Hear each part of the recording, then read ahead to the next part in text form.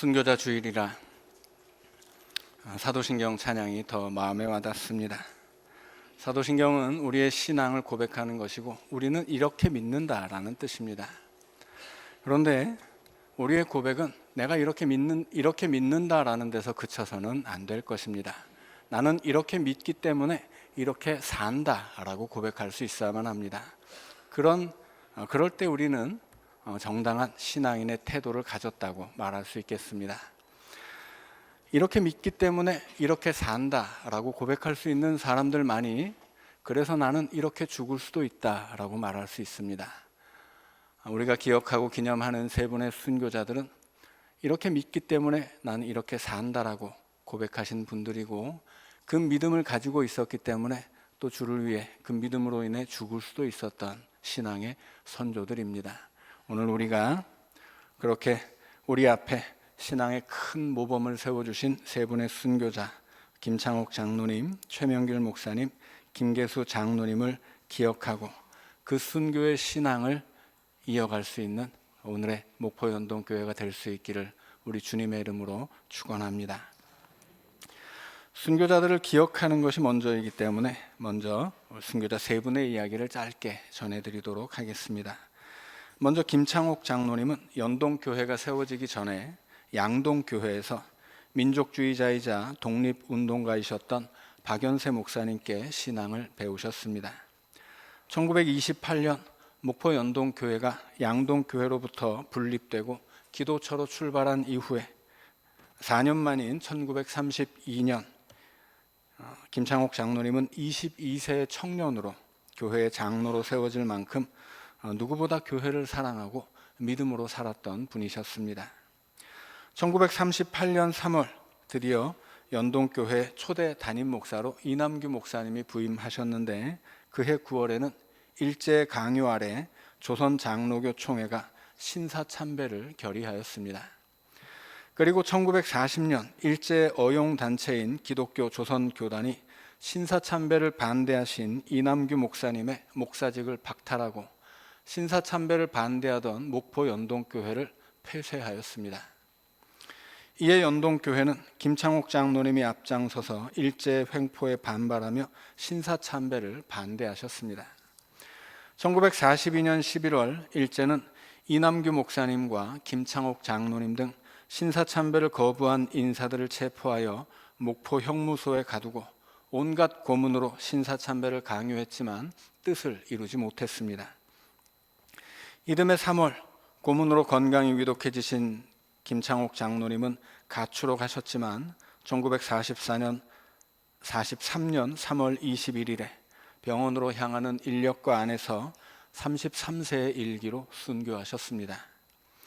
같은 시기 김창옥 장로님께 세례를 주고 신앙을 가르치신 양동교회 박연세 목사님 역시 신사참배를 거부하다 대구 형무소에 수감 중이셨는데 그곳에서 기도하시던 모습 그대로 동사하여 순교하셨다고 합니다.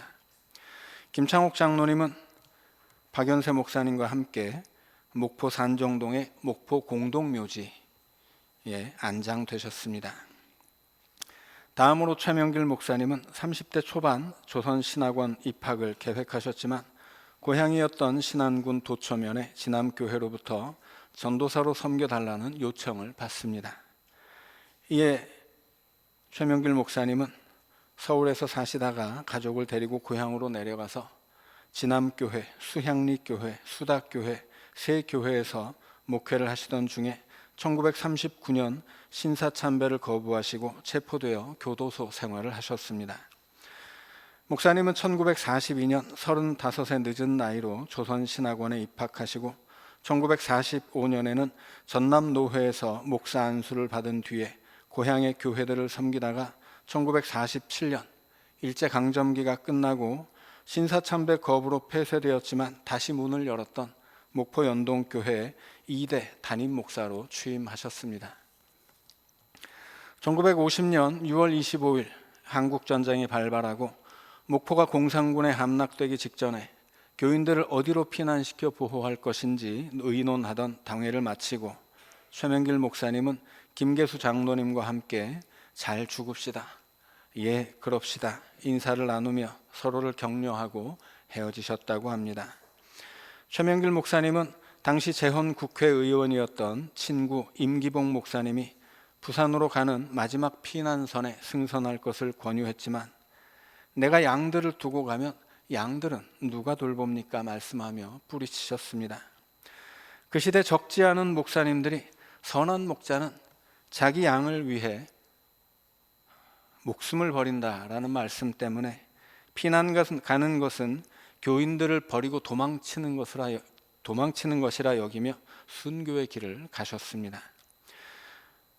최명길 목사님은 갓바위에 머물며 영암군 3호면 둥군섬에 예배 장소를 마련하시고 교인들과 함께 예배를 이어가다가 7월 31일 또 교인들과 함께 체포되셨습니다. 교회 대표를 자처하여 고문실에 끌려가신 목사님은 옆방에 투옥되어 있는 교인들을 안심시키기 위해서 5시간 동안 고문을 받으면서도 비명을 지르지 않으셨다고 합니다. 피투성이가 되어 돌아온 목사님은 목숨이 위태로웠기 때문에 풀려날 수 있었지만 다음 날 8월 1일 저녁 8시경 교인들과 마지막 예배를 드리고 43세의 일기로 순교하셨습니다.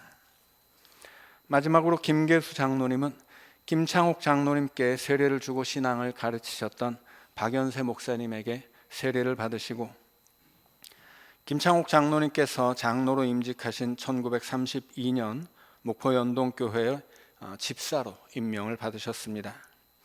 1940년 우리 교회의 장로로 임직하신 장로님은 일제 신사참배 강요를 거부하고 목포 연동교회가 폐쇄되자 초대 담임 목사이셨던 이남규 목사님과 함께 무안군 일로면의 상립교회에서 신사참배 없는 예배를 드리셨습니다.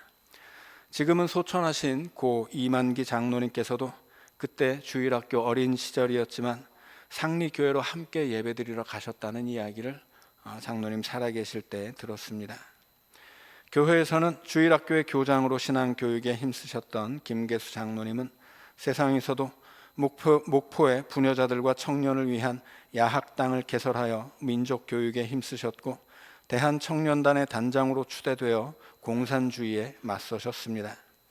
1950년 6월 한국전쟁이 일어난 뒤에 목포를 점령한 공산군에게 기독교인이자 애국지사였던 김계수 장로님은 숙청대상 1호였다고 합니다. 김계수 장로님은 공산군에 체포되어 온갖 고문을 받으시고 가족들 역시 반동 가족으로 체포되어서 대성동 성당에 감금되었습니다. 그리고 부인이신 안장래 권사님은 만삭의 몸으로 전기 고문까지 받으셨습니다. 1950년 9월 27일 밤 연합군의 상륙을 앞두고 공산군은 퇴각을 준비하는 과정에서 김계수 장로님을 위시한 애국지사들을 트럭에 싣고 대박산 총살 현장으로 향했습니다. 그날 밤 대박산에는 요란한 총성이 그치지 않았고 그곳에서 머리와 허리에 총상을 입고 순교하신 김계수 장로님의 시신이 발견되었는데 마치 잠자는 것 같이 평안한 모습이었다고 전해집니다. 우리에게 이렇게 자랑스러운 신앙의 선조들이 계신다는 사실이 참 감사합니다. 이 세 분 순교자들이 흘린 그 순교의 피가 씨앗이 되어서 오늘의 목포 연동교회로 자라날 수 있었기 때문입니다. 바라기는 순교자의 신앙이 그저 한 번 듣는 옛날 이야기로 끝나는 것이 아니라 오늘도 이어져 가는 목포 연동교회의 전통이 될 수 있기를 원합니다. 그렇다면 우리가 순교의 신앙을 전통으로 이어가기 위해서 오늘 우리도 순교자가 되어야 하겠습니까? 이런 질문 앞에서 우리는 네 라고 대답을 해야만 합니다. 우리도 순교자가 되어야 합니다. 그렇다면 지금이라도 우리가 어디 아프리카 식인종 부족에게 가서 복음을 전하다가 순교해야 되겠습니까? 자, 그런 이야기가 아닙니다. 아쉽게도 지금은 아프리카에 가도 식인종 부족이 없습니다. 가끔 옷을 다 벗고 창을 든 채로 짐승을 사냥하는 아프리카 어떤 부족의 모습을 TV에서 볼 수는 있지만 사실 그 사람들도 다 핸드폰 쓰고요. 집에는 인터넷이 된다고 합니다. 아프리카에서 미국으로 유학을 간 어떤 여학생이 어머니가 고향에서 자기 학비를 대기 위해서 가끔씩 다른 나라 방송국에서 찾아오면 원시인처럼 옷을 벗고 춤을 추는 영상을 찍어준다면서 눈물을 흘리는 인터뷰 영상을 본 적이 있습니다. 그러니까 이제는 복음을 전하다가 순교할 가능성이 거의 없다는 말씀입니다. 그러나 순교에는 여러 가지 색깔이 있습니다. 우리 교회 세 분의 순교자들처럼 피 흘려 죽음을 맞이하는 순교를 적색 순교라 하고, 오늘 설교의 제목처럼 백색 순교도 있다라는 것입니다. 서기 313년 로마가 기독교를 인정하는 밀라노 칙령을 선포함으로써 기독교 박해 시대는 완전히 끝나게 됩니다. 그때 교회는 이전 시대 순교자들의 신앙을 우리가 어떻게 이어가야 할 것인지를 깊이 고민하게 되는데, 그 결론은 순교는 계속되어야 한다는 것이었습니다. 이제는 예수를 믿는다고 누가 박해를 하거나 잡아 죽이지는 않지만 그리스도를 위해 사는 것이야말로 그리스도를 위해 죽는 것만큼이나 힘든 일이기 때문에 자기 십자가를 지고 그리스도를 따르는 참된 그리스도인들은 백색 순교자가 되는 것입니다. 복음을 위해 죽음을 맞이한 순교자는 피를 흘렸기 때문에 그 피의 색을 따라 적색 순교자라고 합니다. 그러나 복음을 위해 죽기까지 순종하고 헌신한다면 피를 흘리지 않더라도 순교하는 백색 순교자입니다.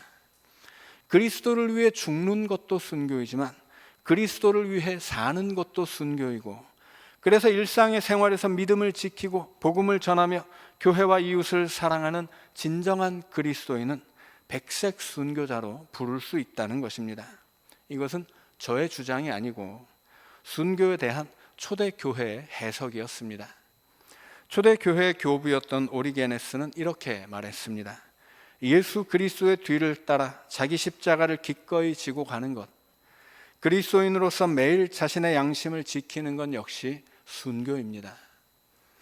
순교의 신앙을 이어받고 순교를 교회의 전통으로 삼기 위해서 계속 피를 흘리며 죽어야 하는 것은 아니라는 말씀입니다.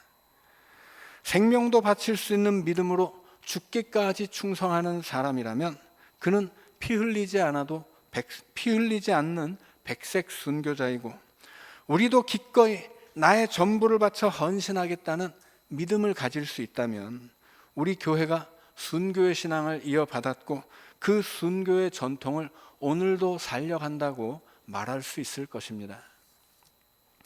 오늘 본문에서 주님께 향유를 바친 여인이야말로 기독교의 첫 번째 백색 순교자로서 백색 순교가 어떤 것인지를 우리에게 보여주고 있습니다. 이제 본문을 살펴보겠습니다. 본문의 앞뒤에는 힘을 모아서 함께 예수님을 죽이려는 사람들이 있습니다. 대제사장들, 서기관들, 그리고 12 제자 중 하나인 가룟 유다였습니다. 대제사장들은 사두개파의 지도부였습니다. 그리고 서기관들은 바리새파의 지도부였고, 가룟 유다는 예수님을 따르는 백성들의 지도부라고 말할 수 있습니다. 그런데 사두개파는 로마의 편에 서서 권력을 누리던 이 유대인들에게는 매국노 집단이었습니다. 그리고 바리새파는 이스라엘 백성들의 지지를 받던 민족주의자 그룹이었습니다. 또 가룟 유다는 사두개파든 바리새파든 유대의 모든 권력과 대치하고 있었던 예수님의 최측근 인물이었습니다. 이들은 그래서 서로에게 원수였고 물과 기름처럼 섞일 수 없는 세력이었지만 예수님을 죽이자는 하나의 목표를 위해서는 연합할 수 있었습니다. 나중에는 이 연합에 헤롯 당이 추가되고 총독이었던 빌라도와 심지어 예수님을 따르던 백성들이 합세해서 마치 온 세상이 예수님을 외면하고 적대시하는 모양새가 갖추어지게 됩니다. 그런데 본문을 보면 이렇게 힘을 합쳐서 예수님을 죽이려는 사람들 사이에 예수님의 편이 되어 예수님의 죽음을 준비하는 여인이 등장하고 있습니다. 매우 값진 향유 곧 순전한 나드 한 옥합을 깨뜨려 예수님의 머리에 부은 여인입니다. 이 사건이 벌어진 장소도 대단히 중요하기 때문에 마가복음은 베다니 나병 환자 시몬의 집이다라고 장소를 정확하게 명시하고 있습니다. 이게 왜 중요하겠습니까? 당시 유대인들은 아무 집에나 함부로 들어가는 법이 없었기 때문입니다. 당시 유대인에게는 누군가의 집에 들어가는 것, 혹은 누군가와 함께 식탁에서 밥을 먹는 것, 이런 일들은 다 그 사람과 한 식구가 된다는 뜻이었습니다. 그래서 예수님은 죄인들과 함께 밥 먹었기 때문에 죄인들과 어울리고 그들과 하나가 된다는 비난을 받습니다. 그리고 유대인들은 이방인의 집에 절대 들어가지 못하도록 율법에 금지되어 있었습니다. 그런데 지금 장소가 나병 환자 시몬의 집입니다. 나병 환자는 하늘의 저주를 받은 것으로 여겨지던 시대이고, 나병 환자는 그 시대 유대인 사회에서 가장 밑바닥에 위치한 사람이었습니다.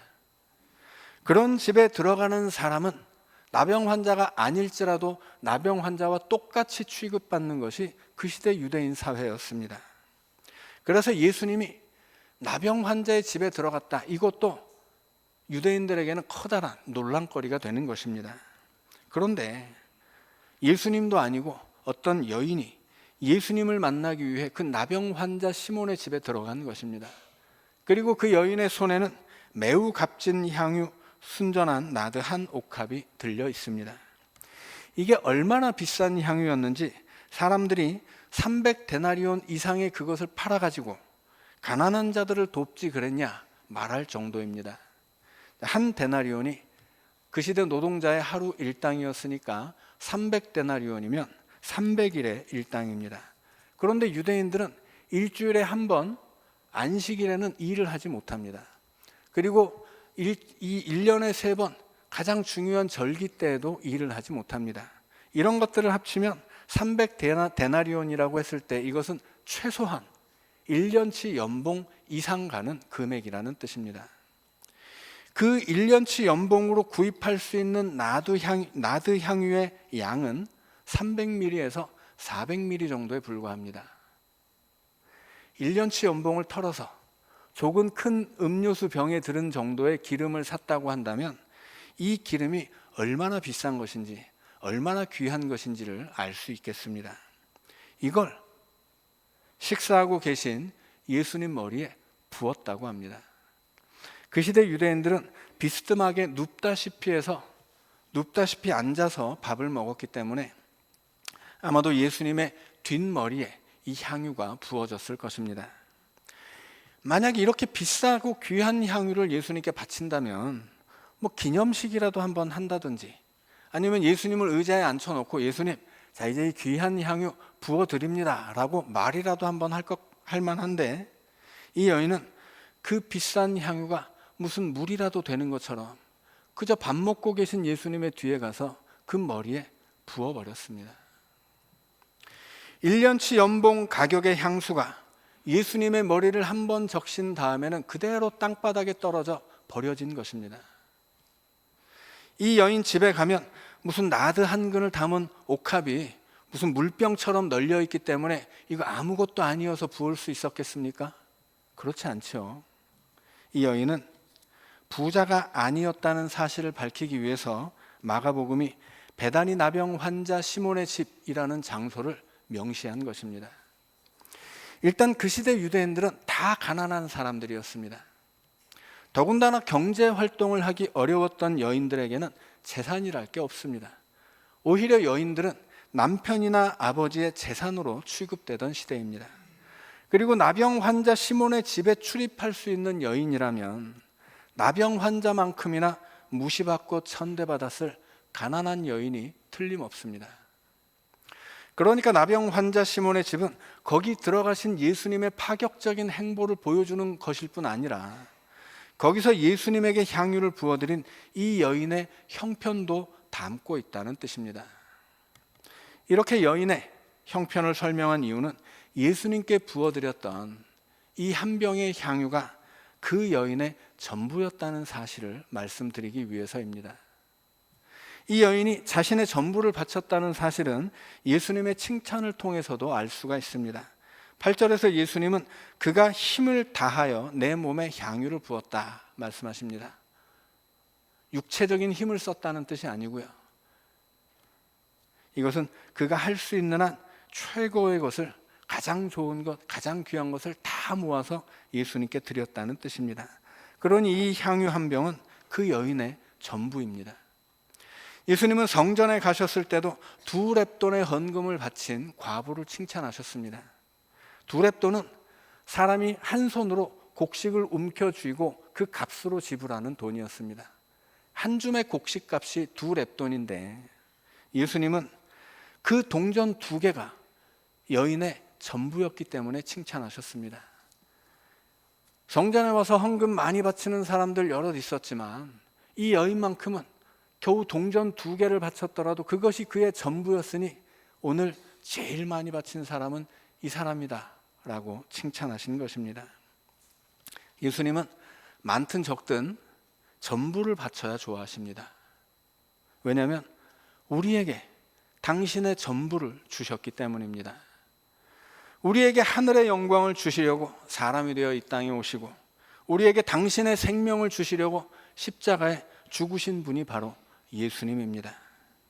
우리의 전부와 예수님의 전부는 비교조차 할 수 없겠지만 예수님은 기꺼이 자신의 전부와 우리의 전부를 바꾸기 원하신다는 말씀입니다. 이런 맥락에서 향유를 바친 여인도 그 향유가 여인의 전부가 아니었다면 예수님은 절대로 칭찬하지 않으셨을 것입니다. 이 여인은 자신의 전부였던 향유 한 병을 십자가에 죽어 죄인들의 그리스도가 되실 예수님의 머리에 부어 드렸습니다.